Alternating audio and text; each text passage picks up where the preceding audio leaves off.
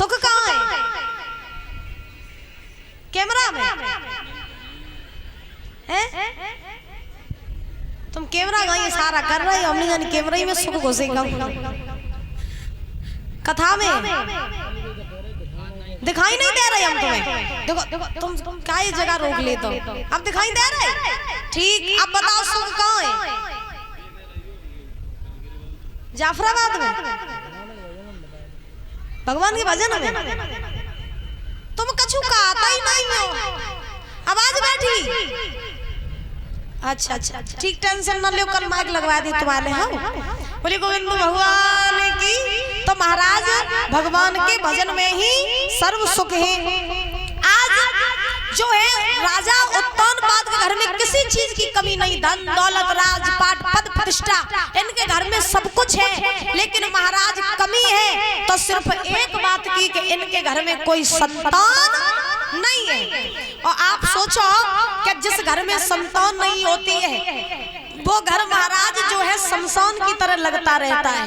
वो घर महाराज हरा भरा नहीं रहता है बिना संतान के। तो राजा उत्तानपाद के घर में जो है संतान नहीं है तो उत्तानपाद को महाराज लोग निर्वंशिया कहते हैं, मैया सुनीति को लोग बांझ कहते हैं। अब जिन मैया बाबा के ऊपर बांझ और निर्वंशिया का कलंक लगा हो, महाराज आज उन मैया बाबा पर क्या बीतेगी।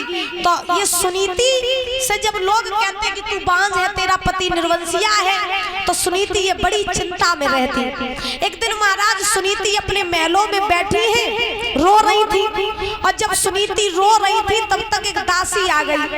दासी ने सुनीति को रोता हुआ देखा तो दासी ने पूछ दिया, हे रानी आज आपकी आंखों में आंसू क्यों हैं?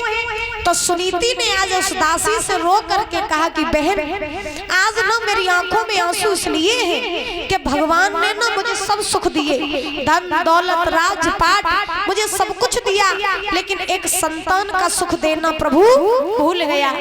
अगर मेरा प्रभु मुझे एक संतान दे देता तो ये जीवन मेरा बड़े ही आनंद से कट जाता।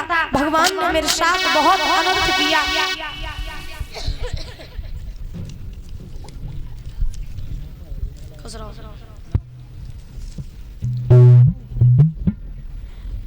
भगवान की। महाराज आज सुनीति जो है वो रो करके दासी से बोली कि प्रभु तूने कैसी विपत्ति डाली मेरे, और भाई न कोई संतान।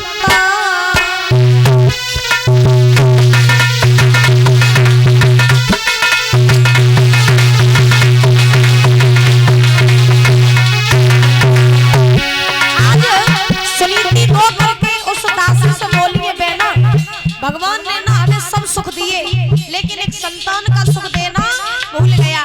एक बार भगवान हमसे धन दौलत ले ले, राजपाट ले ले, सब कुछ मेरा चला जाए, मुझे कोई दुख नहीं, लेकिन बिना संतान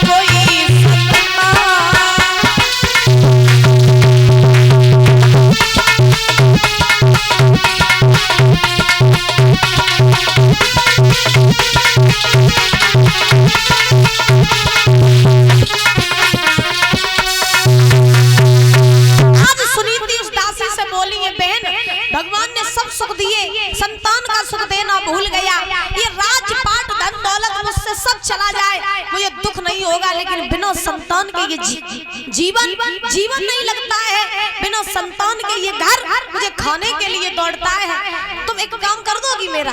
दासी ने कहा बताओ। तो रानी ने कहा कि तुम ना जो है सभा बीच में चली जाओ और सभा में से तुम मेरे महाराज को ले आओ और आप कह देना जा करके कि महारानी आपको बुला रही है। दासी ने कहा ठीक है।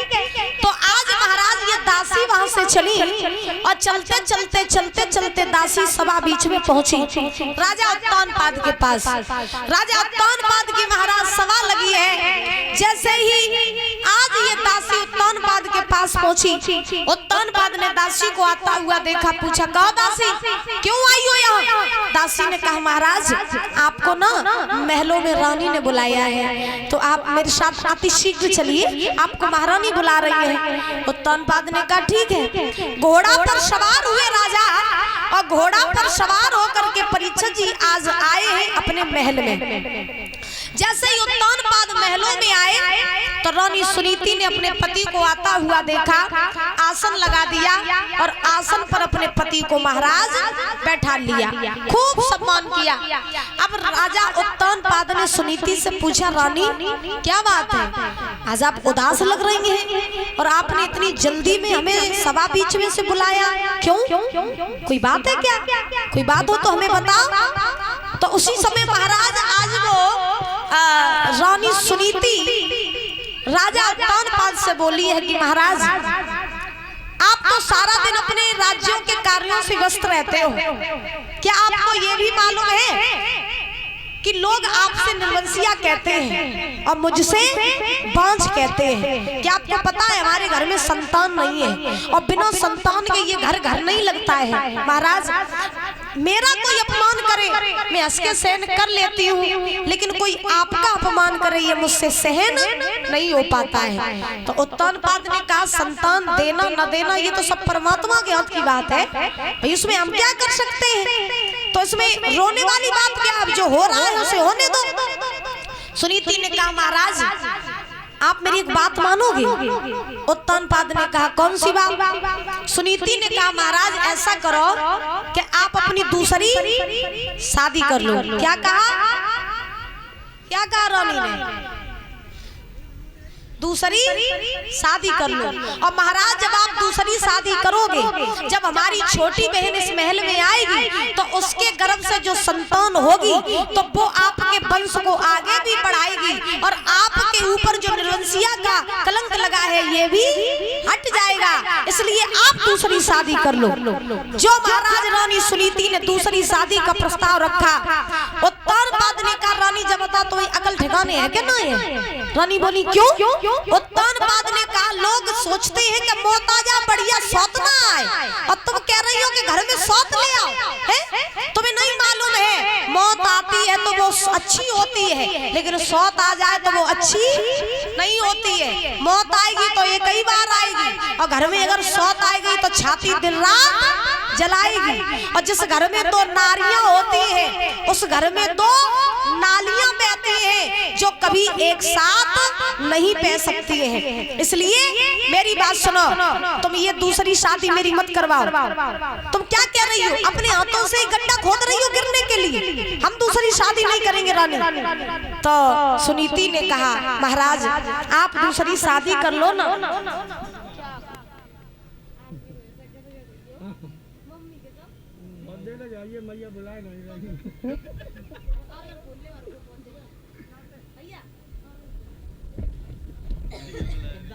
बोली वृंदावन बिहारी लाल की, बोली राधा रानी सरकार की। आइए ताली बजा करके एक भजन बोलेंगे ऊंचे ऊंचे हाथ करके और उसके बाद जो है कथा में प्रवेश करेंगे। सभी लोग बोलेंगे बड़े भाव से।